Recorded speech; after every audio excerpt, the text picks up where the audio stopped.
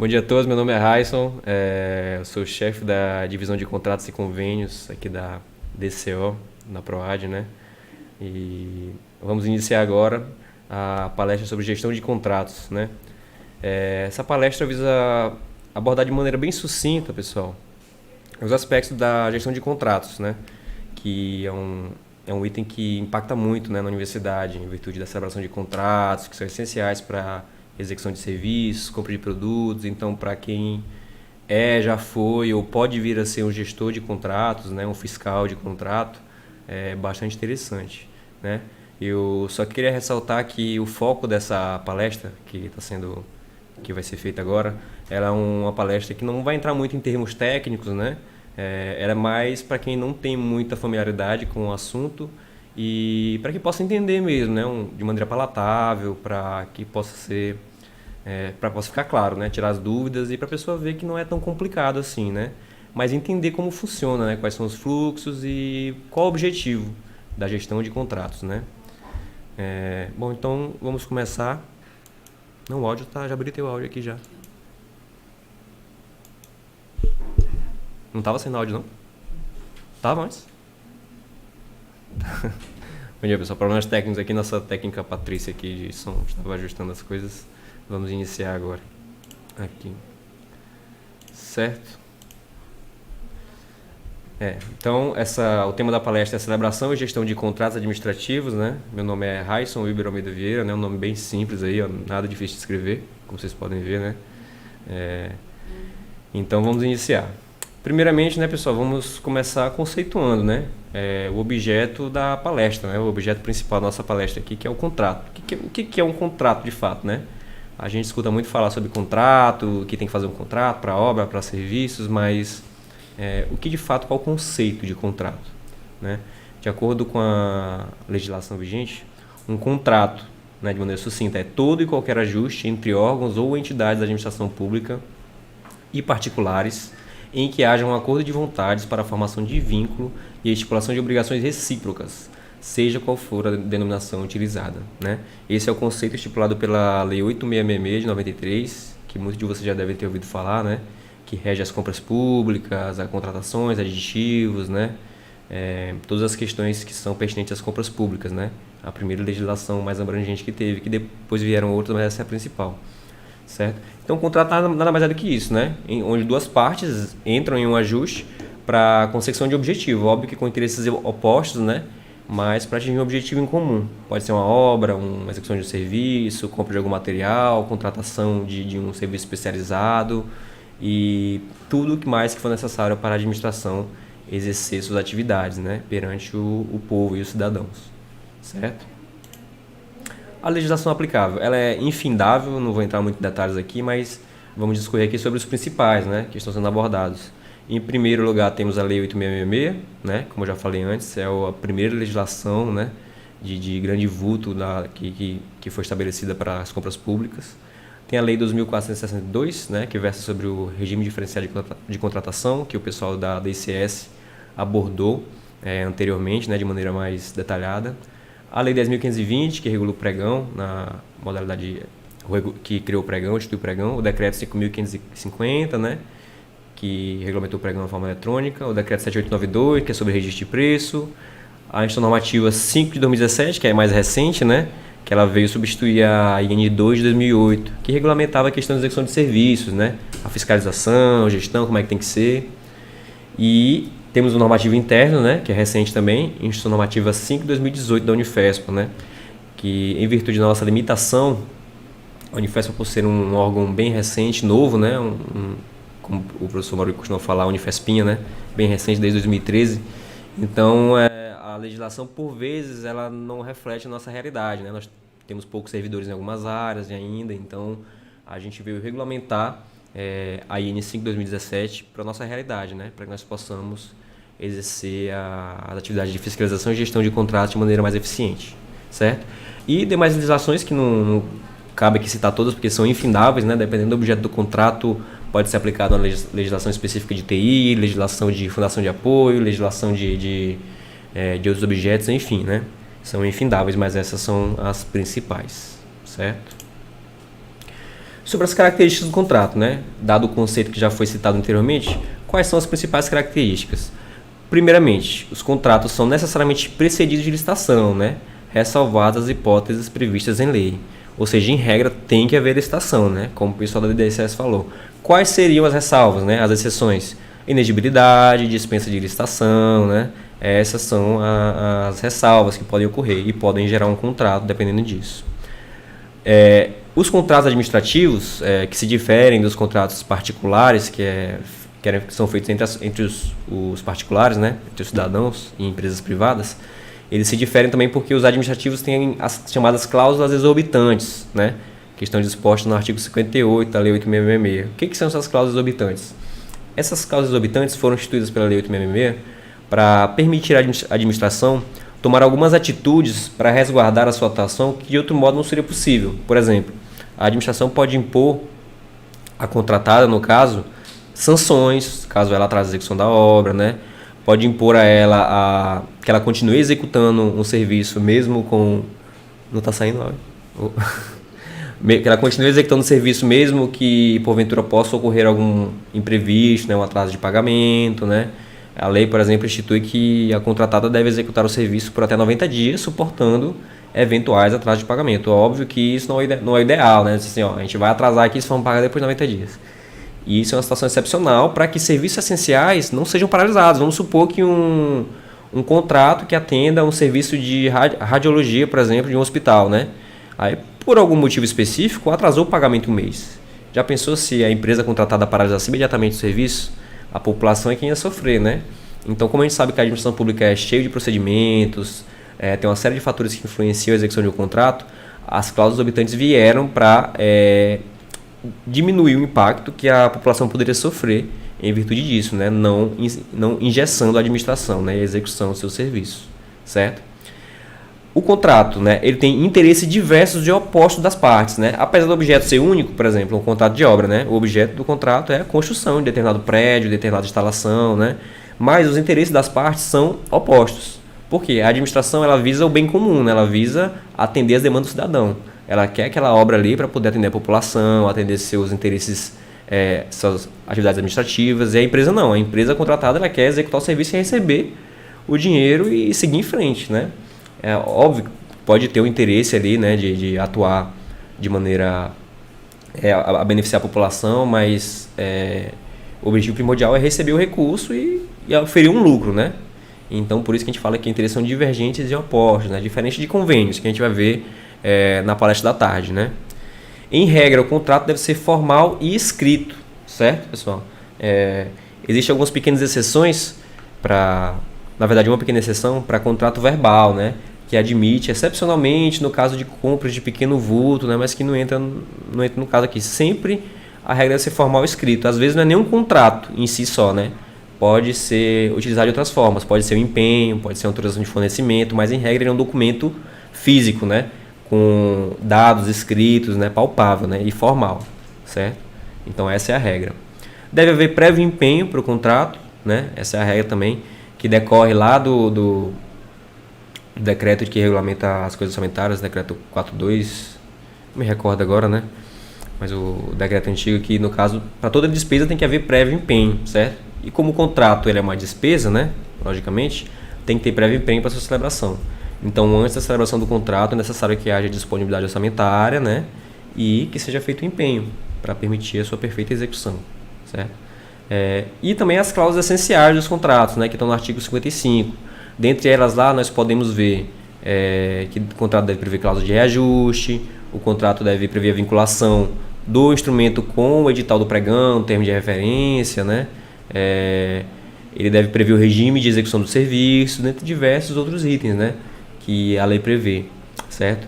E atualmente na Unifesp a gente utiliza o modelo da AGU, que ela disponibiliza, né, e que atende todos esses requisitos aí. E quando a gente fala cláusulas necessárias ao contrato, não necessariamente ela precisa estar no instrumento contrato em si, né? Que a gente vê o contrato, não precisa estar lá. Às vezes, um item daquele lá é atendido no termo de referência, no projeto básico, né? Tipo, o regime de execução pode estar definido no projeto básico, como termo de referência, né? Já que eles fazem parte integrante do contrato, certo? Tanto o edital como tudo ali que veio da origem ao contrato fazem parte integrante dele. A proposta da empresa, inclusive, também, certo? Para vincular a empresa com todas as obrigações, inclusive a administração também, certo? Seguindo. Aqui, resumidamente, né, temos o fluxo de celebração de contratos. Como é que funciona? Aqui tem vários detalhes adicionais, mas eu procurei simplificar para que vocês possam entender, né, de maneira sucinta como funciona.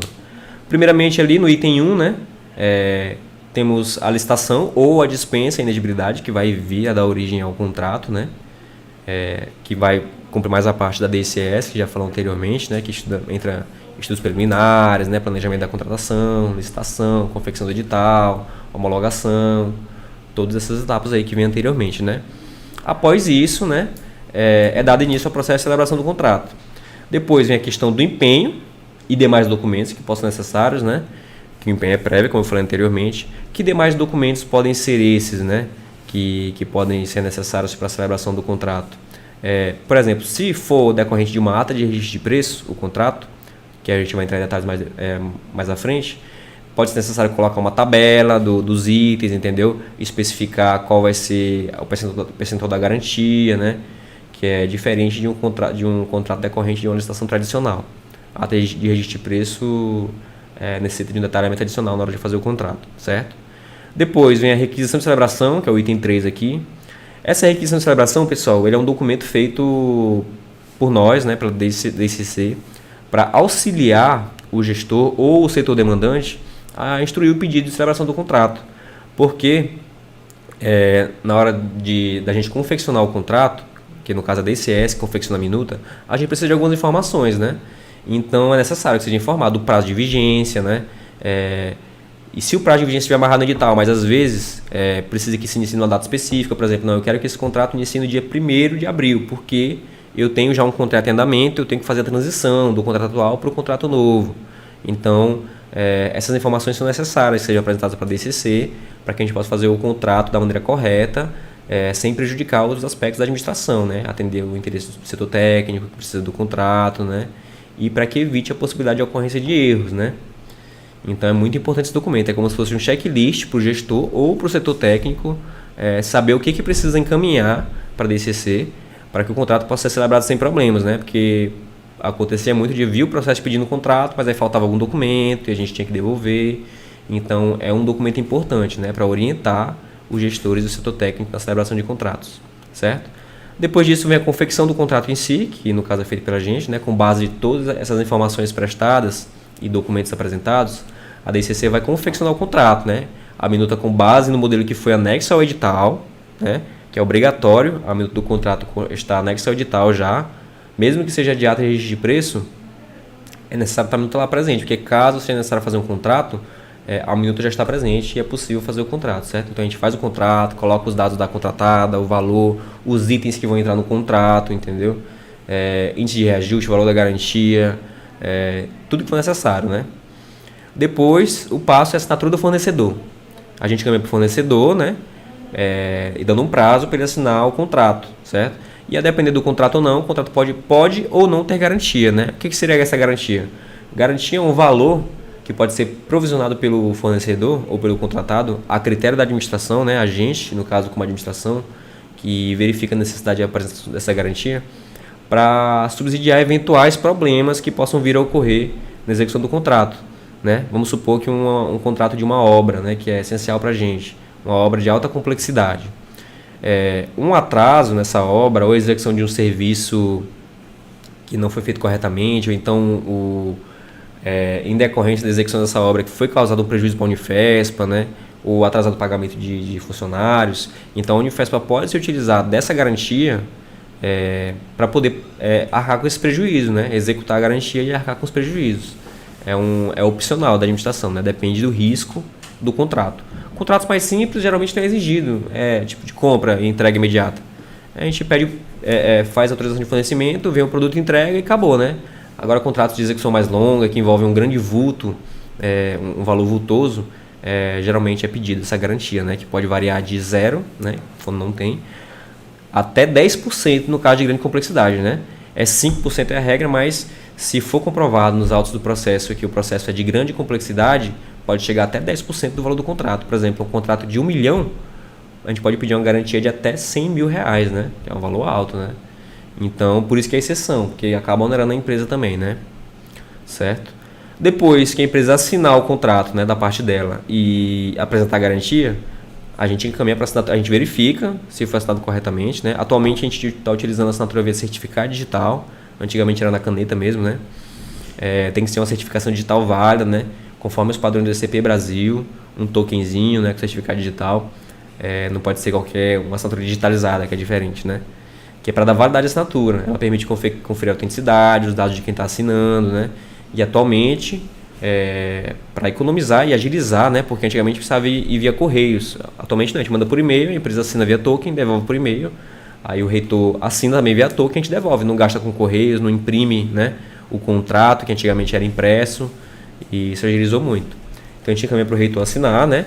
Após nossa análise, verificando que está tudo certinho. Assinado o contrato está apto a produzir seus efeitos, certo? Está válido, já pode iniciar sua execução. No entanto, a lei estipula que, para completa eficácia, o contrato tem que ser publicado, né? Todos os atos de administração têm que ser públicos. E essa publicação do contrato, no caso, é realizada no Diário Oficial da União, certo?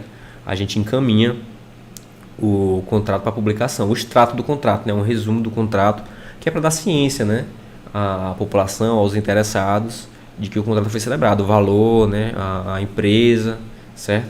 Isso é uma regra da administração, pessoal, tudo tem que ser publicado. A partir da publicação, o contrato está válido e com eficácia plena, certo? Pode ser executado, não tem nenhum problema, certo? Após isso, a gente providencia a emissão da portaria de fiscalização com a indicação dos gestores que foi realizada anteriormente, né? Lá na requisição de celebração que eu falei anteriormente, lembra? Tem um item lá, indicação de gestores, né?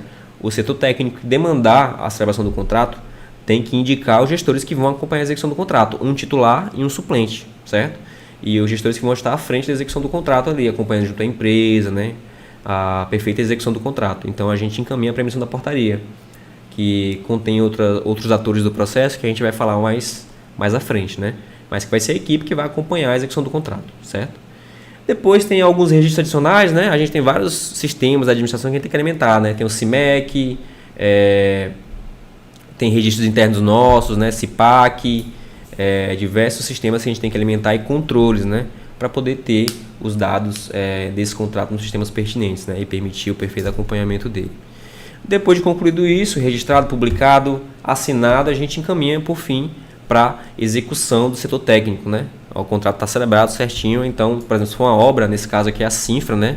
Através da DIOP lá, que cuida da execução das obras, a gente encaminha para eles e o processo vai ficar de posse do gestor indicado para poder acompanhar o contrato, né? Ele vai ficar acompanhando a obra, pedir aditivos se for necessário, né?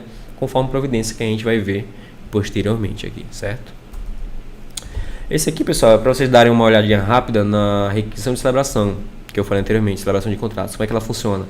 Como vocês podem ver no nosso lado esquerdo aí, ó, primeiramente vai os dados do contrato, né, o número do processo, a licitação de que ele é originado, né, o objeto do contrato, a empresa contratada, o prazo de execução, se houver, no caso, para obras, né, para obras e serviços de engenharia, tem dois prazos, tem o prazo de vigência do instrumento e tem o prazo de execução, né, que é diferente. Por que tem dois prazos?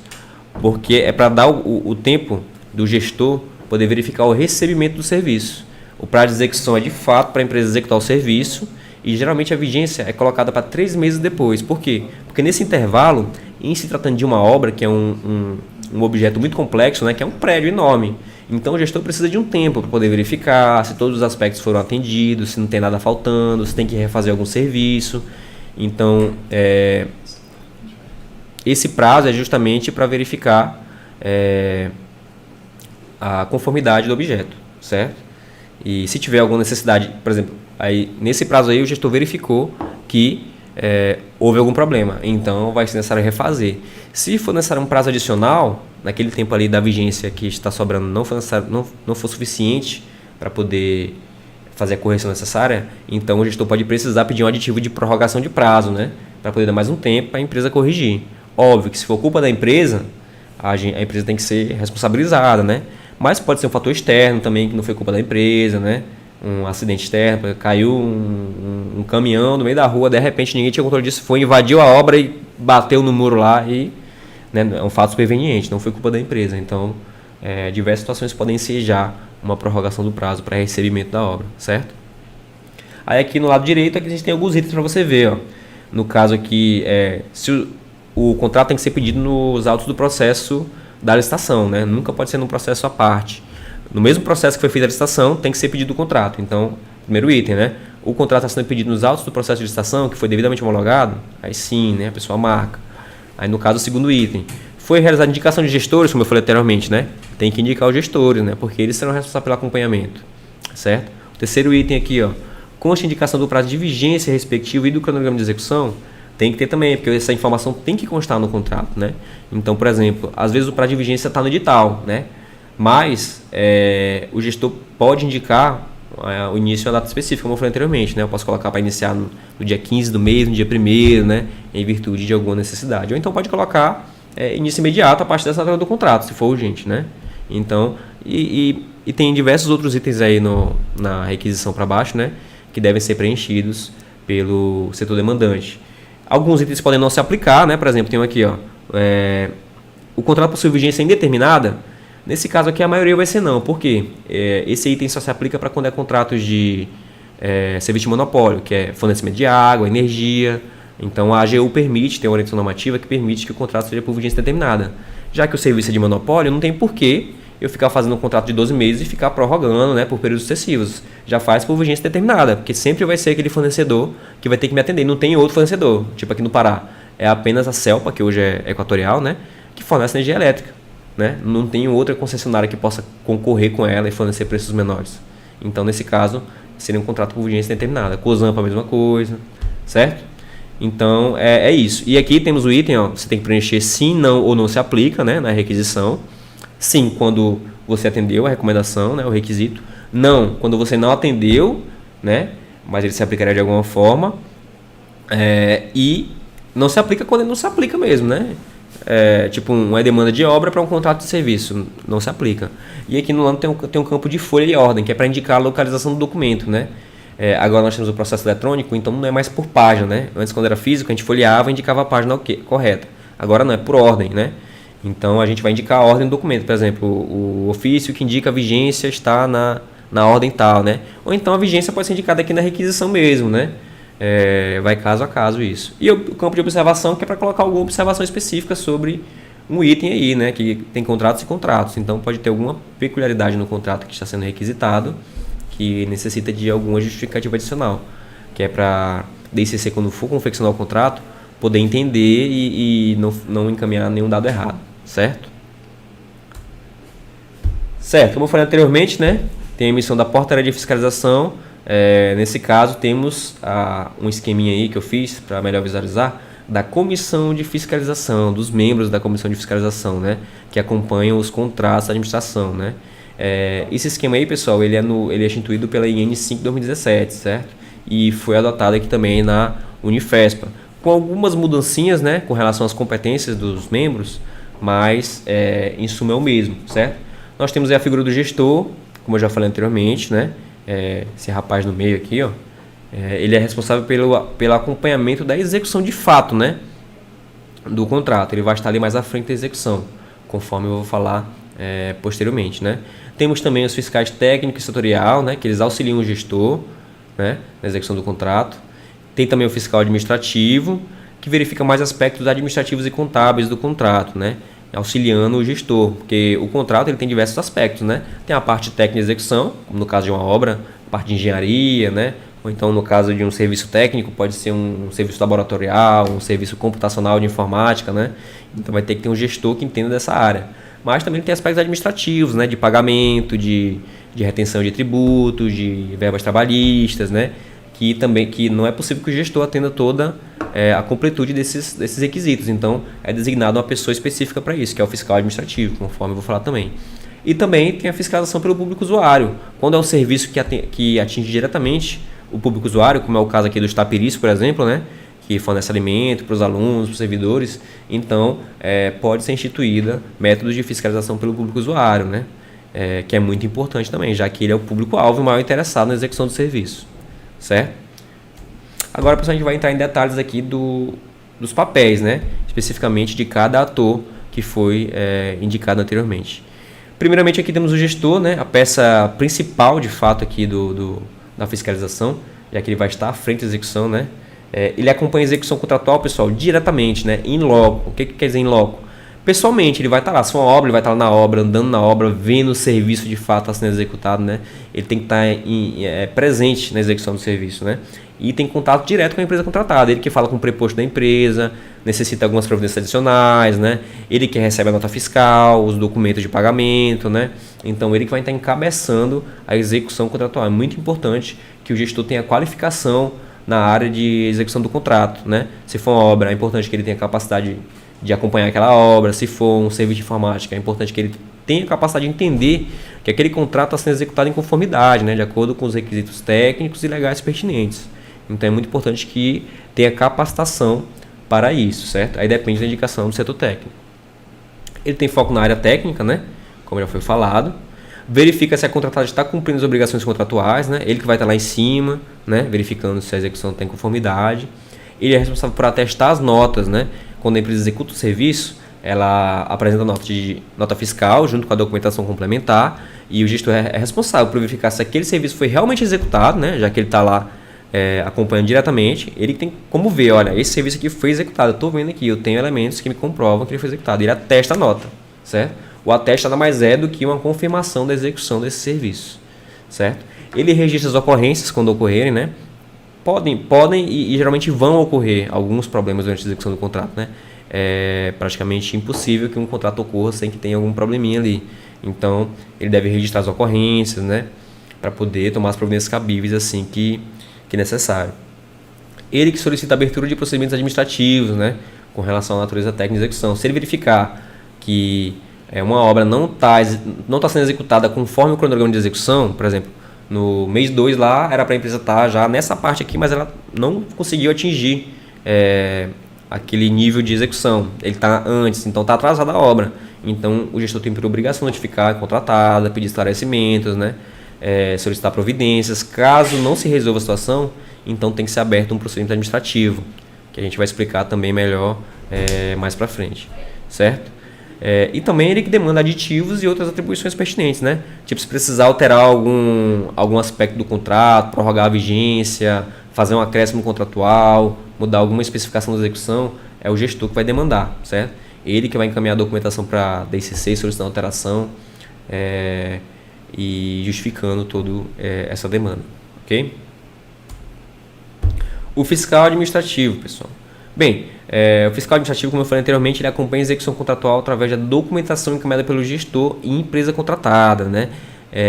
O foco dele é na área administrativa contábil. Ele verifica mais a documentação que foi encaminhada. Ele não está presente na obra, ele não vai lá pessoalmente verificar a execução do serviço. Ele acompanha por meio do documento. Então, o que ele verifica? Se a nota fiscal está correta, né?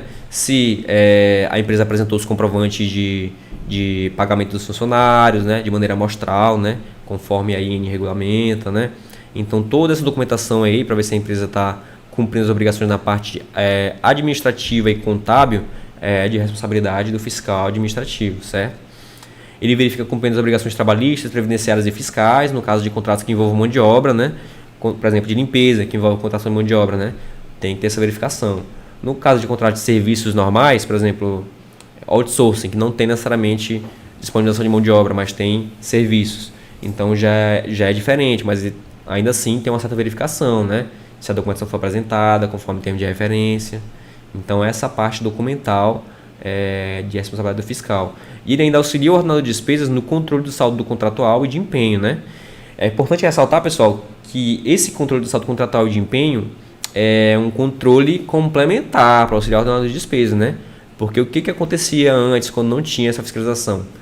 O gestor, por vezes, né, não por culpa dele, mas às vezes é sobrecarregado, né, cuida de vários contratos, às vezes ele pede empenho para um contrato que ultrapassa o limite do valor do contrato. Por exemplo, o contrato é de 100 mil e o gestor pode vir a pedir sucessivamente um total de empenhos que ultrapassa esse valor de 100 mil, por exemplo, que atinja 110 mil, por exemplo, né? E isso está errado. Então, o fiscal faz essa verificação adicional, mas o correto é que o gestor também tenha esse acompanhamento, o gestor tem que ter o controle do saldo de empenhos, né? Até porque a execução não pode se dar sem prévio empenho. Então, se uma parcela do serviço está sendo executada e não tem mais saldo de empenho, Então tá errado, tem que ter prévio empenho. Então, por isso que é importante que o gestor já tenha esse acompanhamento, né, do saldo de empenho e do saldo de contrato, para não permitir que sejam executados serviços ou que sejam realizados empenhos fora em divergência do saldo contratual existente, certo? Os demais atores, né? No caso o fiscal técnico, que ele é instituído pela IN 5/2017. Ele é um servidor opcionalmente designado, né? Os outros dois anteriormente são obrigatórios, sempre vai ter o gestor e sempre vai ter o fiscal administrativo, mas no caso o fiscal técnico é opcional, ele é designado para contratos de alta complexidade, para auxiliar o gestor. Por exemplo, vamos supor que tem um contrato especificamente que é uma obra civil, mas que tem um item especificamente lá, um sistema avançado de refrigeração que vai entrar, né, para fazer alguma atividade específica de algum laboratório que o gestor titular não tem a competência para verificar. Então ele pode requisitar um servidor especializado, né, para acompanhar apenas esse aspecto do contrato, para respaldar ele, certo? Então é possível que haja a atuação do fiscal técnico em alguns contratos de alta complexidade, certo? Temos também o fiscal setorial, né? Qual é o papel do fiscal setorial? Por exemplo, nos contratos de limpeza. Ele é executado em todos os campos da Unifespa, né? Tanto aqui em Marabá quanto nos campos fora de sede, né? Rondon, Xinguara, São Félix do Xingu, Santana. E não tem como o gestor estar em todas essas unidades ao mesmo tempo, para verificar todas as ocorrências e como está sendo executado. Então é importante que sejam designados fiscais setoriais, né? Um fiscal em cada lugar desse, para ficar acompanhando de fato. E notificar o gestor: olha, gestor, hoje faltou o funcionário aqui, não veio, não foi reposto. Ou então, olha, gestor, o funcionário está aqui, mas não está atendendo a demanda, não está limpando direito, entendeu? Os serviços estão sendo executados em conformidade com o disposto no termo de referência, certo? Então essa é a importância do fiscal setorial. Ele não precisa ter a mesma qualificação do gestor, mas é importante que ele tenha uma qualificação mínima e que ele possa relatar essas situações para o gestor, né? Para auxiliar no controle do contrato, certo? E finalmente temos a fiscalização do público usuário, né? Essa daí ela é mais para verificar a efetividade do serviço, né? Porque por vezes, na parte técnica, a gente vê que o serviço está sendo executado em conformidade, mas a qualidade em si não está agradando o público usuário. Por exemplo, do Tapiri, né? De serviço de alimentação. Vamos supor que do ponto de vista técnico, a empresa está atendendo tudo. Ela está fornecendo os alimentos, o preço está dentro da tabela, a cozinha está limpa, né? Está tudo perfeito ali sem tirar de fora. Mas, para o público usuário que está lá usufruindo do serviço, o alimento não está, o sabor não está legal, né? Às vezes o atendimento do servidor e dos funcionários da empresa não é um atendimento atencioso, né? Então esses aspectos que afetam mais o público usuário é importante que sejam acompanhados também, né? Através de pesquisa, né? Através de levantamento periódico, né? E diversas formas que o público usuário possa se manifestar e apresentar seu parecer sobre a execução do serviço, certo? É isso, então. Alteração de contratos, né? Aqui, no caso é a mesma, né? No caso aqui, pessoal, temos uma série de possibilidades de alteração de contratos, né? Eu fiz um esqueminha aqui para que a gente possa visualizar melhor, porque às vezes confunde muito, né? O que é prazo, o que é valor, né? Qual a diferença de reajuste e repactuação. Então eu fiz um esqueminha aqui de como é que funciona, geralmente, as alterações contratuais, né? Primeiramente temos a figura do gestor, né? Como eu falei anteriormente, ele que demanda aditivos, alterações contratuais, né? E as alterações podem se dar por dois caminhos. Podem ser por meio de aditivo ou de apostila. Qual a diferença?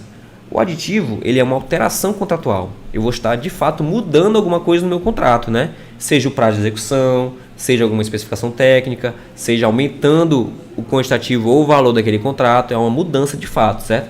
A apostila não, pessoal. A apostila, ele é um instrumento previsto na lei para poder efetivar alterações, mas que não são mudanças de fato. Elas já estavam previstas anteriormente no termo de referência ou no contrato. Mas como assim?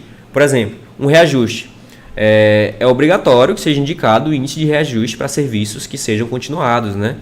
Porque tem que ser atualizado o valor do contrato. Porque se eu fizer um contrato hoje, daqui 3 anos, provavelmente o valor vai estar defasado, né? Ele pode estar defasado tanto para cima como para baixo. Então é por isso que é previsto o índice de reajuste para serviço, certo? Que tem que ser aplicado anualmente. Então, como esse índice já está previsto no contrato, ele não é de fato uma alteração. Eu só vou estar atualizando o valor do contrato para corresponder ao valor atualizado e real, né, do contrato. de acordo com o índice previamente previsto. Então não é alteração contratual. Por que que um acréscimo de valor é diferente de um reajuste? Porque no caso, um acréscimo, que no caso de aditivo, o que eu vou estar fazendo? Eu vou estar aumentando a quantidade do serviço. Vou dar um exemplo aqui de um contrato de obra, por exemplo, né? Vamos supor que eu tenho que construir um prédio. No entanto, eu não previ no meu projeto básico, por algum motivo, que eu precisaria fazer uma calçada, uma área reservada ali, né, do lado do meu prédio para atender alguma demanda. Então, vou ter que fazer um acréscimo de valor nele, eu vou estar alterando o projeto básico e fazer um acréscimo de valor para poder contratar mais concreto, mais mão de obra para poder executar o serviço. Então, vou estar aumentando os valores de fato e mudando o objeto, certo? O reajuste não. O reajuste, o objeto vai ser o mesmo, não vai ter nenhuma mudança na execução, não vai aumentar nada. Se for obra, não vai aumentar o número de material, não vai aumentar o número de pessoas executando, mas o valor vai ser atualizado. É tipo como reajuste de preço mesmo, né? Não é uma mudança no objeto. Espero que tenha ficado claro. Se não for claro, pessoal, vocês podem fazer perguntas no chat que a gente está à disposição, né? A gente vai tentar responder ao longo da live aqui e ao final também, né? Pegar algumas perguntas principais que podem ter sido mais feitas aí e tentar esclarecer o que não tiver ficado claro ou o que não foi abordado porventura aqui na nossa apresentação, né? Então, isso, uma diferença é essa, né? Um aditivo de valor à mudança de objeto, tanto quantitativa como qualitativa, né? Eu posso aumentar ou diminuir o meu objeto, né? Da mesma forma que eu posso aumentar, como eu falei anteriormente, eu posso diminuir. Eu posso tirar alguma coisa da obra. Eu falo, isso aqui não precisa mais não, entendeu? Eu previ isso aqui na obra, mas ele não é essencial, eu quero que não desse dinheiro, então eu posso fazer uma supressão. Eu posso reduzir o valor do contrato, certo? E as supressões, pessoal, até o limite de 25%, elas são obrigatórias, a empresa tem que acatar, ela é obrigada a aceitar, certo? Acréscimos e supressões, tanto para cima como para baixo, certo? Reajuste não, reajuste ele não enseja aumento do valor do contrato, então a administração, em regra, ela é obrigada a fazer esse reajuste também, né? Salvo motivo de força maior que podem ser justificados. O prazo também eu posso alterar, né? Como eu falei anteriormente, eu posso prorrogar no caso de contrato de serviço continuado, vigilância ou limpeza, por exemplo. Eu posso prorrogar até o limite de 60 meses, né? Ou seja, 5 anos eu posso prorrogar esse contrato. Mas eu não posso fazer um contrato já de 60 meses direto, salvo raras exceções, né? Em regra é o que? Eu faço um contrato de 12 meses, aí se aquele contrato não estiver me atendendo no final daquele ano, eu prorrogo por mais 12 meses. E assim sucessivamente, eu vou verificando a cada ano se o contrato está me atendendo, né? Se a empresa está executando certinho, se as especificações do contrato estão atualizadas, se o preço está vantajoso, né? Se tudo isso estiver atendido, eu posso prorrogar até o limite de 60 meses. Ou então de uma obra, né, que tem prazo determinado já, por exemplo, uma obra de 6 meses, que era para estar concluída em 6 meses, eu posso prorrogar para concluir em 8, né, mediante algumas justificativas. Ou então eu posso fazer alteração de especificações, como tem aí embaixo, né? No caso que eu faço alteração que não vai impactar nem em prazo, nem em valor. Mas eu vou mudar alguma questão técnica do projeto, por exemplo, né? Por exemplo, eu posso colocar na minha obra a mudança de alguma técnica. Olha, essa obra aqui ia ser feita com serviço de concreto, mas agora eu vou fazer com pré-moldado, porque é mais resistente, mas não vai mudar o valor. Não vai ficar elas por elas, né? Então essa é a questão. E por último, pessoal, na alteração de valor, além do acréscimo e supressão, temos o tipo da revisão. O que seria essa revisão? Revisão, pessoal, nada mais é do que quando acontecem fatos supervenientes que mudam a equação econômico-financeira do contrato, eu tenho que restabelecer o reequilíbrio.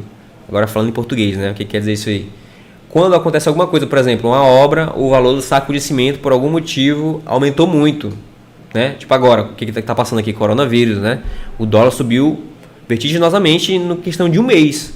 Então, se a gente tivesse um contrato aqui, por exemplo, que tivesse produtos que fossem comprados de fora, importados, então, obviamente, que isso ia impactar na execução do contrato. E a gente não pode, a gente como administração, né, que eu falo no caso, a gente não pode impor esse ônus ao contratado, né, a contratada, para ela arcar. Se vira aí, senão o contrato agora tem que arcar. Não. Se for realmente um fato superveniente e que impacte a execução do contrato, a administração é obrigada a rever o valor desse contrato, certo? Então, não é acréscimo nem supressão, vai ser o mesmo objeto, só que eu vou ter que fazer uma revisão daqueles valores ali, que pode ser tanto para cima como para baixo. Da mesma forma, pode acontecer de quando eu celebrei o contrato, o dólar está aqui em 4,50, mas hoje ele poderia estar em 3,50, né? Por algum motivo aí que infelizmente não aconteceu, né? Mas ele poderia estar em 3,50. Então o contrato ficaria menos oneroso para o contratado. Então a administração também poderia revisar o contrato e baixar o valor a ser pago para o contratado, certo? Então é dessa forma. Agora na questão da apostila, diferenciando, né? Como eu falei anteriormente, o reajuste ele é aplicado através de índices, né? Pode ser o IPCA, o IGPM, né? O INCC, que é o de obras, né? Tem diversos índices. E quem indica esse índice, pessoal, geralmente é o setor técnico, né? Por que é o setor técnico? Porque os índices eles atendem demandas específicas de serviço. Então, o setor técnico ele vai saber qual o índice que se enquadra melhor naquele serviço que ele está demandando. Então, quando está fazendo termo de referência lá atrás, antes da licitação, ele que vai indicar o índice, né? Por exemplo, para serviço de informática, tem um específico de telecomunicação e telefonia, tem um índice específico, que eu nem lembro o nome aqui, né? Que é indicado. Então, não é aplicado o IPCA, tem esse índice específico que tem critérios específicos para esse tipo de serviço, certo?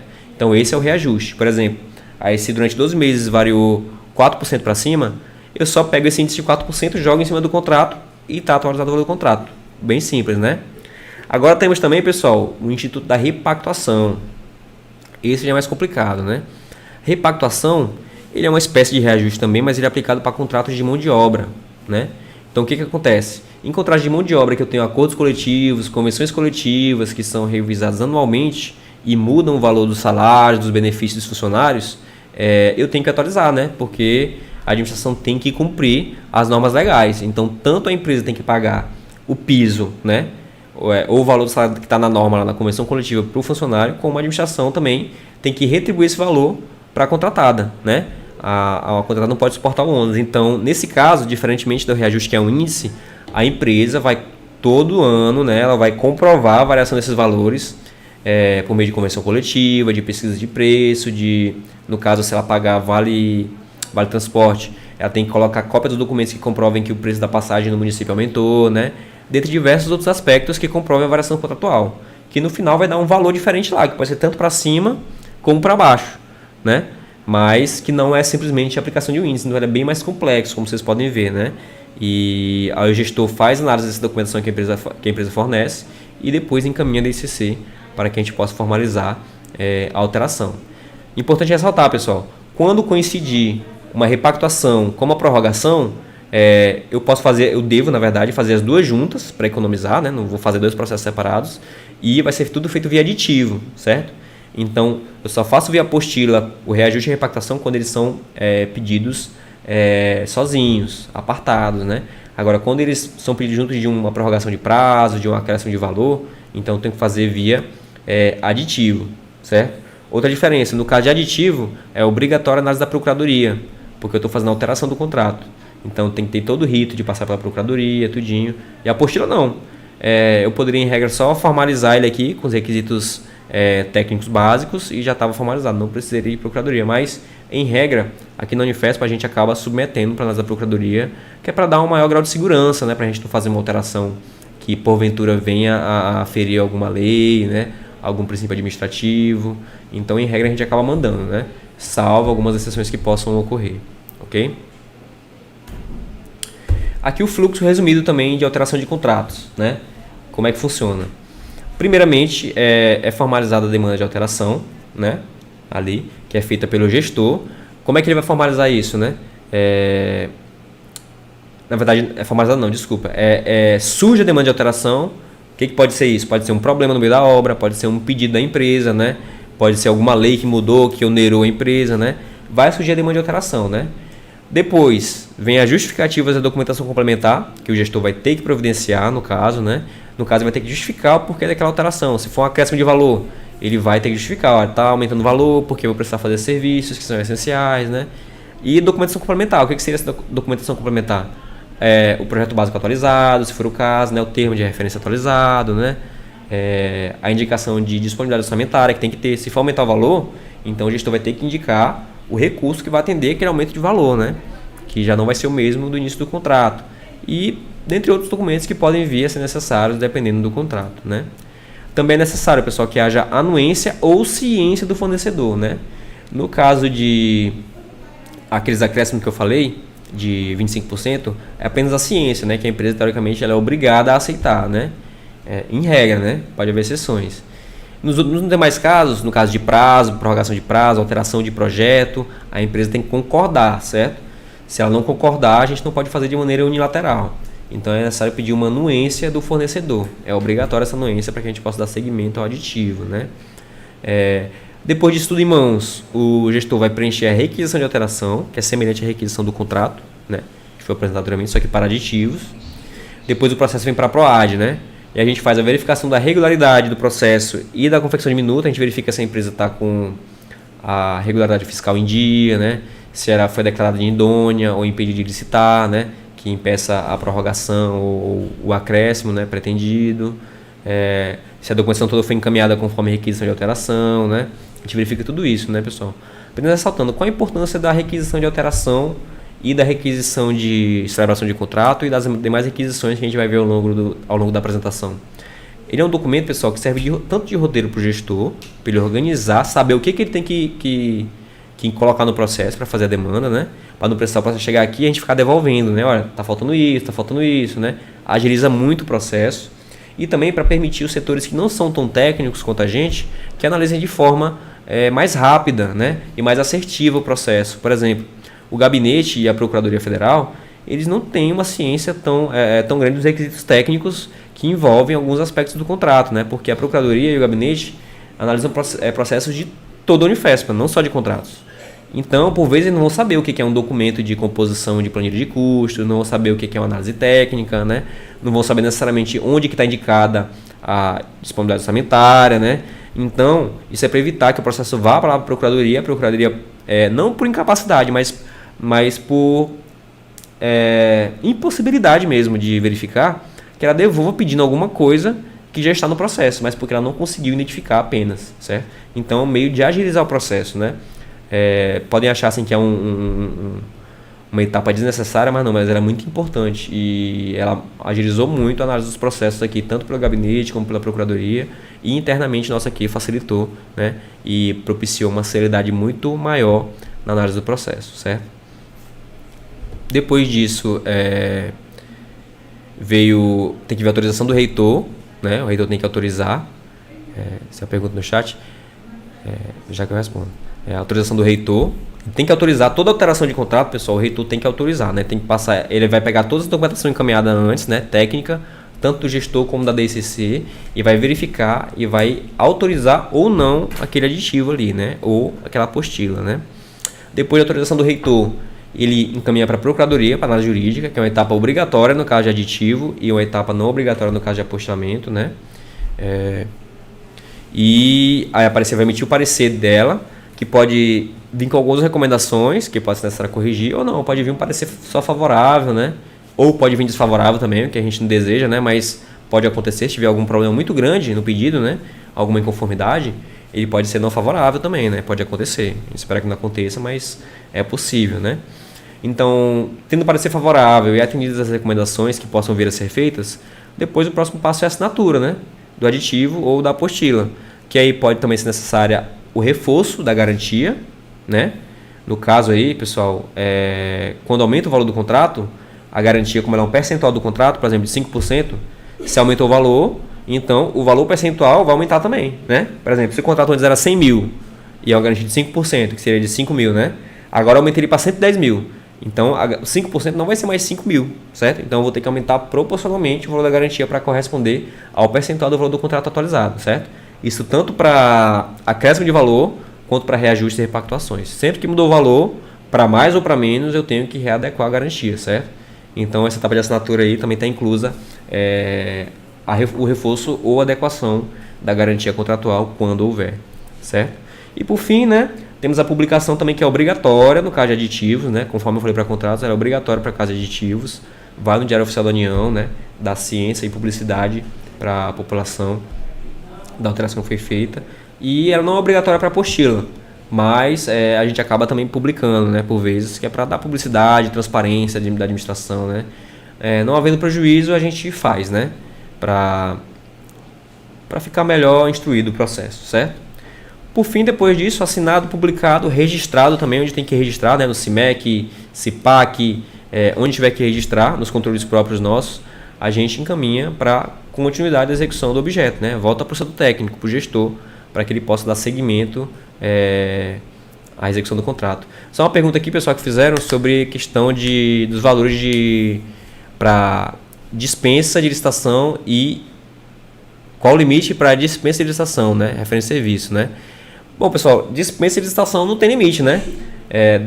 Depende do como você vai enquadrar, né? Isso é uma questão mais que a DICS deve ter abordado lá na apresentação dela, mas tem uns requisitos no artigo 24 da 8666 que você vai ter que enquadrar e poder contratar por dispensa, né? Independente de valor. Exceto no inciso lá que prevê a dispensa por valor, que no caso é 10% do valor do convite, né? Que atualmente mudou, tá em 160 mil, se não me engano, não me recordo ao certo, mas é 10% do valor. Nos demais casos, não tem limite, certo? Então vai depender do enquadramento naquele item ali. Por exemplo, a gente tem um item de dispensa, que a gente utiliza comumente, para a contratação de fundações de apoio, né? Então não tem limite de valor do contrato, né? Se a hipótese de contratação se enquadrar naquele dispositivo lá, que é contratação de instituição para apoio à atividade de educação e tal, com reconhecida capacidade, né? Que se não me engano é o artigo 13, falando de cabeça aqui agora, eu posso contratar, né? Atendidos os requisitos técnicos também, não é assim só contratar, né? Posso contratar sem problema nenhum, certo? Outra pergunta que tinha aí, qual era, Igor? No caso de obras, a figura do gestor e fiscal técnico é a mesma? Não, né, pessoal? Como eu falei anteriormente, gestor e fiscal técnico são diferentes, né? Deixa eu voltar aqui, ó. Aqui na figurinha aqui, ó. O gestor, no caso, pessoal, ele tem mais responsabilidades, né? Ele vai estar à frente da execução, ele que atesta a nota, ele que vai estar lá diariamente na obra, né? De preferência diariamente, né? Às vezes não dá para estar todo dia, mas o ideal é que seja frequentemente na obra, né? Ele que tem contato com a empresa, né? Notifica a empresa, encaminha as documentações para pagamento, faz tudo. O fiscal técnico não. O fiscal técnico, nesse caso aqui, ele é um servidor que tem uma competência técnica específica e vai auxiliar o gestor, certo? Como eu falei anteriormente, no caso de uma obra aqui, aí nessa obra vai ter um sistema de refrigeração muito específico ali para alguma atividade laboratorial. Então, o gestor, que pode ser um engenheiro civil, ele pode não estar muito a par desse sistema, então ele não vai ter como aferir a conformidade do sistema. Então, ele pode requisitar, opcionalmente, né, um outro servidor para dar um auxílio para ele. Falar, cara, essa parte aqui eu não entendo. Tem como encaminhar alguém aqui para verificar a conformidade desse item? Aí vai vir um fiscal técnico, né, denominado fiscal técnico, para acompanhar aquela parcela específica da obra ali, né? Ele vai emitir um relatório que vai subsidiar o gestor, mas ainda assim, quem tem que atestar a nota, fazer tudo é o gestor, tá? Fiscal técnico não atesta nota, não entra em contato com a empresa contratada, não tem que estar todo dia na obra, certo? Isso é do gestor. Fiscal técnico é mais para acompanhamento de uma parte específica do contrato, certo? Mas é opcional também, não é obrigatório, ok? Continuando aqui, pessoal. Aí aqui demonstrando, né? Eu falei do fluxo de alteração de contratos, aí a requisição de alteração, né? Para contratos. Ela é bem parecida com a requisição de celebração de contratos, só tem um preâmbulo ali, ó. Com os dados do contrato e aí a diferença, né? Embaixo vai ter dados da alteração, que aí você vai poder marcar, né? No caso dela tem alteração, que no caso é alteração sem impacto financeiro, né? Mas não coube tudo. Tem reajuste, repactuação, prazo, valor acréscimo e valor supressão, né? Que são os tipos de alteração que podem ser demandados, né? Ali uma justificativa sucinta sobre o porquê da alteração está sendo celebrada, né? Bem resumida mesmo, né? Até porque o ideal é que a justificativa mais robusta esteja em outro documento à parte, né? Que vai ser encaminhado, né? E depois, pessoal, nós temos os itens de verificação específica para cada tipo de alteração, né? Aqui nesse primeiro aqui temos alterações sem impacto financeiro, como eu falei para vocês, né? No caso, alguma alteração que não envolva valores, né? Então tem 3 itens aí que devem ser atendidos, né? Ó, justificativa de alteração, né? Sim, não se aplica. E indicar a localização do processo, né? Estudos técnicos ou pareceres que subsidiem essa alteração e, por fim aqui, projeto e termos de referência atualizados, né? Que já que eu estou alterando alguma coisa no contrato, eu tenho que colocar a documentação. Se for um projeto de obra, eu tenho que colocar o projeto novo ali, né? Com a alteração que está sendo feita, por mais que não seja a mudança do valor, certo? No caso aqui de prazo, eu tenho alguns requisitos também, que eu não coloquei todos, né? Mas eu tenho que indicar o novo prazo de vigência e o novo prazo de execução, se for o caso, né? Se for obra. E tem que ter os requisitos também, né? No caso aqui de prorrogação para serviços continuados, que é o primeiro aqui, ó. Eu tenho que verificar todos esses requisitos aqui, ó. Se o contrato é vantajoso para a administração, se houve alguma ocorrência durante a execução, se eu tenho recursos financeiros para atender, né? E conforme outros elementos que tiverem aí, certo? A mesma coisa, tenho que dizer sim, não ou não se aplica e indicar a localização do documento nos autos do processo, certo? Valor, acréscimo ou supressão, mesma coisa, eu indico o valor de acréscimo e ou supressão e o seu percentual. É importante aí, pessoal, por que está separado? Tem um campo para acréscimo e outro para supressão, não é tudo junto o valor. Porque pode acontecer, pessoal, de eu fazer um acréscimo e supressão ao mesmo tempo no aditivo, certo? Os índices são separados de acréscimo e supressão. Por exemplo, eu tenho um contrato de 100 mil reais, em que nesse contrato eu tenho mesas e tenho mesas e tenho quadros, certo? Para o item mesas, eu vou querer diminuir. Eu vou querer fazer uma supressão. Olha, eu vou precisar de menos mesas. Estava previsto 10 mesas para esse contrato aqui, mas agora eu vou querer só 7, porque não vai precisar das outras 3, certo? Então eu vou fazer uma supressão ali, certo? No entanto, eu posso precisar de mais quadros, certo? Então eu posso fazer um acréscimo de quadros, aumentar o quantitativo de quadros e diminuir o quantitativo de mesas, certo? E esses percentuais são calculados separadamente. É 25% calculado separadamente. Se eu diminuir aqui o quantitativo de mesas em 25%, eu não posso aumentar o quantitativo de quadros em 50%. É 25-25. Se eu diminuir 25 aqui, eu só posso aumentar 25 também. Independente, tá, pessoal? Tem que ter esse equilíbrio. A lei é bem clara que tem que ter essa diferenciação, que é justamente para não haver jogo de planilha, né? Que eu posso tirar um item que, vamos supor, né? Eu sou gestor, estou em conluio com a empresa contratada. Aí eu vou tirar um item aqui que a empresa tem uma menor margem de lucro para esse item e vou fazer o acréscimo de outro item que a administração necessariamente não precisa, mas que vai dar um lucro maior para o cara. Ele vai rachar esse lucro comigo, teoricamente, entendeu? Então é para evitar isso. Os percentuais são feitos separadamente, certo? E aqui eu tenho os requisitos também da mesma forma, né? Eu tenho que dizer se eu atendo, se eu não, indicar a localização do documento nos autos do processo. Reajuste, como eu falei anteriormente, né? O contrato tem que prever, né? O índice de reajuste. Eu tenho que ver se já tem no mínimo 1 ano, né? Só posso fazer reajuste depois de 1 ano, né? E os demais requisitos aí tem que ter disponibilidade orçamentária, que vai mudar o valor, né? Então tem que ter feito toda essa verificação. Repactuação também, como eu falei, ó, eu tenho que indicar o valor que vai ser o valor atualizado, anual e mensal do contrato e o percentual que está mudando. E também os requisitos, ó, tem que ter convenção coletiva nos autos, tem que ter análise do gestor, né? Tem que ter disponibilidade orçamentária também, certo? Então são diversos itens aqui, não está completo, tá, pessoal? É só uma parte para vocês verem como é que funciona, né? Como é que é essa requisição de alteração.